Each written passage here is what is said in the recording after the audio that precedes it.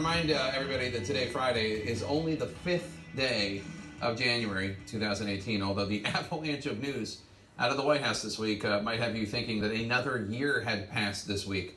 Joining me to talk about this week and the state of the Trump administration, two experts in the American presidency, David Gergen and Douglas Brinkley. Thank you so much for joining us. David Gergen, let me start with you. What do you make of the news out of the White House this past week? Astonishing, a complete disconnect between a rising stock market and a falling presidency. It's quite astonishing to watch. Look, the supporters for Donald Trump will tell you, as the Wall Street Journal editorialized today, that there's nothing here new that's new in the Wolf book. It really just confirms what we've known all along.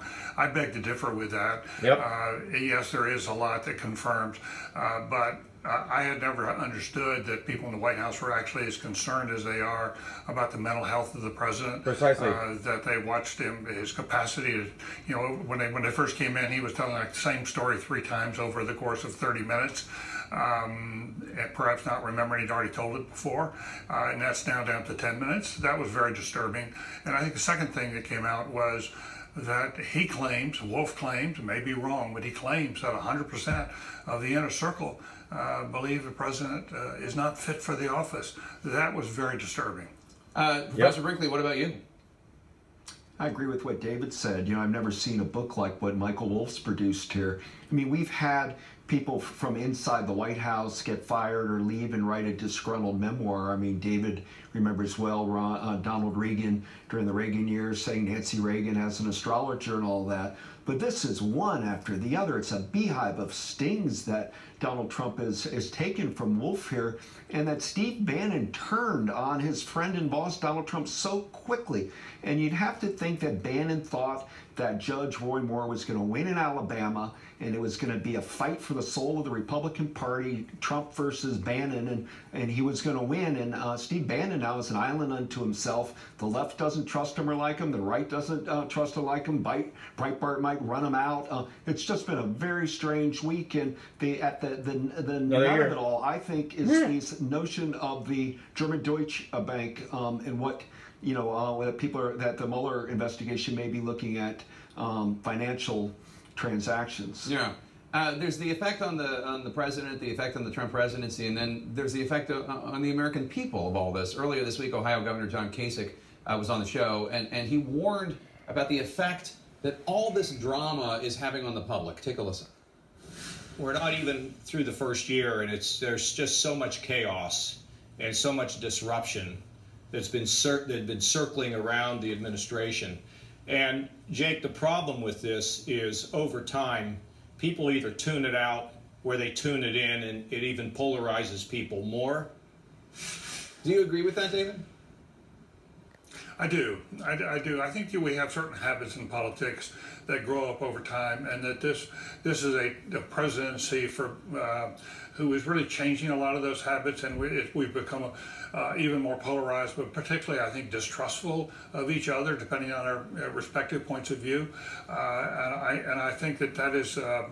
I think it's bringing our politics to a new low, a new contemporary low. Yep. It's also, Jake, to go back to your last story with Secretary Tillerson, this book is having major repercussions overseas.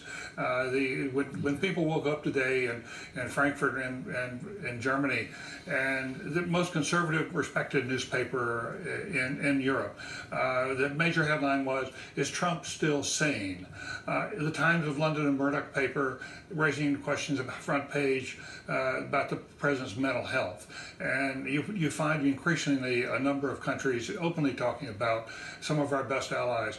Can they still trust the president? So I think these are damaging, even as the economy does very well, and you have to give them some credit for that.